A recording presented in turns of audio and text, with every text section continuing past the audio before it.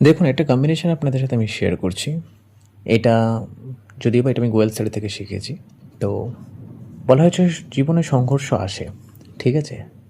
এবার বলা হয় যে যদি ষষ্ঠ, অষ্টম, দ্বাদশ স্থানে যদি খারাপ গ্রহ থাকে বা কোনো ভালো গ্রহ যদি সেই ঘরে চলে যায় ষষ্ঠ, অষ্টম, দ্বাদশ মানে এইসব কম্বিনেশনে থাকলে বলা হয় যে আমাদের লাইফে একটু স্ট্রাগল আসবে। কিন্তু সেটা নয় অ্যাকচুয়ালি। তা কম্বিনেশনটা হচ্ছে ধরুন 6, 8, 12th হাউস, যেটাকে আমাদেরকে বলা হচ্ছে ত্রিকা ভাবা, ম্যালেফিক হাউসে। ম্যালেফিক হাউসে 6, 8, 12th হাউসে যদি কোনো ম্যালেফিক প্ল্যানেট থাকে, সেটাতে কোনো অসুবিধা নেই, থাকতেই পারে।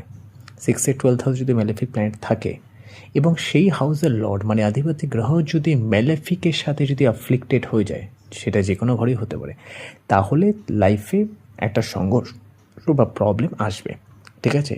এটা যদি আপনার D1 চার্টে হয় তাহলে ওভারঅল লাইফে আপনি একটা এরকম ফ্লেভার পাবেন যে একেবারে কিছু হচ্ছে না। যদি নবাংশ চার্টে থাকে তাহলে আপনি সেই ফ্লেভারটা পাবেন যে আপনার ম্যারিড লাইফে ইস্যু আসছে। যদি D10-এ যদি থাকে তার মানে আপনাকে রিয়েল লাইফে আসছে।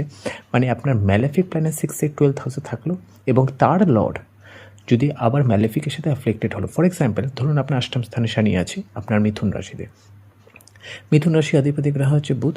ধরুন সেই বুধ হয়তো ধরুন রাহু বা কেতুর সাথে অ্যাফ্লিক্টেড হয়ে গেছে, তার মানে সেই হাউসে ম্যালেফিক এবং সেই হাউস লর্ডও ম্যালেফিক। তাহলে গিয়ে একটা প্রবলেম ক্রিয়েট হয় যেটা একটু টাফ হয়ে যায়।